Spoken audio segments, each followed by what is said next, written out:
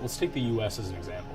So right now, 90% of news that's consumed, whether it's read or watched, is literally controlled by just 6 conglomerates. 6, and that's really not democracy. We literally have the ability to start from scratch and kind of rethink how news publishing would work without an admiral. I left CNN, and a few years later during the election cycle I realized that the news networks, the news companies, had gone astray in their coverage. And my fear is that our very democracy was at stake because of this. That's not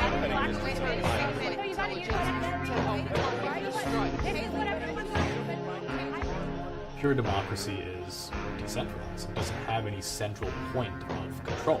So what DNN does is it's taking that centralized control and redistributing it to all parties involved. We're using the blockchain to recondition the way people think about news when it comes to making decisions on which article should get published, which article shouldn't get published. So reviewers on DNN don't have the ability of, for example, selecting what article they want to choose. We require all the reviewers to essentially stake tokens in order for the network to select them to review a particular article.